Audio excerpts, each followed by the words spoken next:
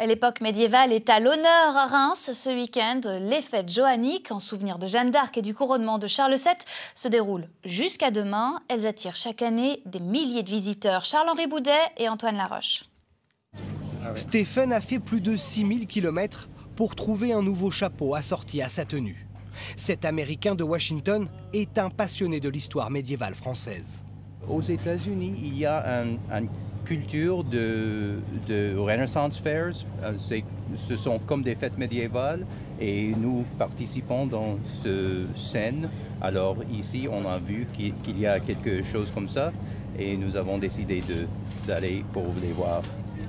Venir de très loin pour découvrir la cité des Sacres qui se transforme le temps d'un week-end. Les voitures laissent place à ces campements. Voici les fêtes johanniques, une tradition depuis 1959. C'est une fête forte puisque c'est quand même le sacre de Charles VII, la venue de l'arrivée de Jeanne et Charles à Reims pour son sacre. Donc je pense que c'est des moments d'histoire très importants. Je crois qu'il y a eu quelques 33 rois qui ont été sacrés à Reims, donc c'est une tradition qu'il faut perpétuer dans le temps. Une centaine d'échoppes, principalement spécialisées en articles médiévaux. Des couleurs et des saveurs proposées aux curieux, comme de l'hypocras rouge, une boisson très appréciée au Moyen-Âge. C'est un vin mielé dans lequel on fait macérer des épices. Et quand il était servi au Moyen-Âge, juste avant de servir, il était servi en pichet. Et juste avant de servir, on mettait des pétales de rose dedans. Des rencontres insolites, des souvenirs plein les yeux. Les fêtes johanniques, c'est ça, et il y a de quoi en fatiguer certains. Un événement populaire en hommage au passé rémois et on va en parler avec vous.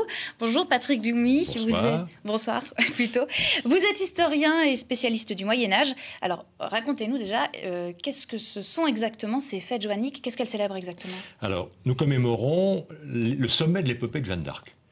Quelques mois en 1429 qui commence le 8 mai avec la délivrance d'Orléans, qui était une cité stratégique. Si Orléans était tombé entre les mains des Anglais, la route était ouverte vers le sud du royaume et la situation de Charles VII aurait été vraiment compromise. Mais après cette victoire, de la chevauchée fantastique de Jeanne à travers la Champagne, Troyes, Châlons, arrive à Reims et nous sommes le 17 juillet 1429. L'enjeu était de faire reconnaître la légitimité du roi. La guerre de 100 ans, vous le savez, c'est une guerre de succession. Le roi d'Angleterre revendique la couronne de France. Celui qui se fait sacrer à Reims montre qu'il est vrai roi. Ce sont les mots que Jeanne a employés d'ailleurs après le sacre. Or est exécuté le plaisir de Dieu qui voulait que fussiez vrai roi de France et celui auquel le royaume doit appartenir. Donc ce qui arrive ce moment-là, ce que nous on célèbre spécifiquement à Reims, c'est cette performance, j'ai envie de dire, mais... Oui, c'est cet événement et c'est l'ensemble de cette mission de Jeanne qui a été un tournant de la guerre de 100 ans. Certes, elle ne s'est pas terminée aussitôt après, mais ça a été un atout considérable pour le dauphin Charles, comme elle l'appelait, qui devient véritablement le roi Charles VII, après être passé à Reims, comme l'ont été la plupart des rois. La ville de Reims, depuis le baptême de Clovis, incarne la légitimité. De génération en génération, c'est à Reims que le roi est oint, couronné et devient vrai roi de France. Alors, on a compris pourquoi est-ce qu'on le faisait à Reims, mais Reims, c'est pas la seule ville à fêter Jeanne d'Arc. Non, alors il y a Don Rémy, vos couleurs, les villes de son enfance, Orléans, évidemment, le début de l'épopée, Compiègne, où elle a été faite prisonnière, et puis Rouen, bien sûr, où son destin se termine sur le bûcher. Il faut le reconnaître, ces fêtes johanniques à Reims, elles sont relativement récentes par rapport à Orléans. Relativement récentes. Oui, Orléans, depuis le XVe siècle, par une procession, commémorait cette victoire. Et puis, au XXe siècle, se sont produits deux événements successifs. Jeanne devient une héroïne nationale. Il y a une fête nationale de Jeanne d'Arc, c'est juste après la Première Guerre mondiale, qui est le 8 mai. Donc fête nationale, un peu éclipsée maintenant, parce que le 8 mai, c'est aussi la capitulation nazie en 1945.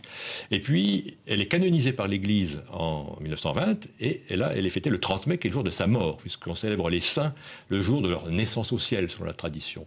Voilà. Alors nous sommes, vous voyez, début juin, pas loin de la Sainte Jeanne d'Arc, et dans une saison qui semblait au Rémois un peu plus favorable que le 8 mai. Le 8 mai n'est pas une date rémoise, et puis c'est pas loin des fins de glace. Et il fait beaucoup plus beau. Nous avons eu des expériences un peu douloureuses de fête de Jeanne d'Arc au mois de mai. Merci d'avoir accepté notre invitation.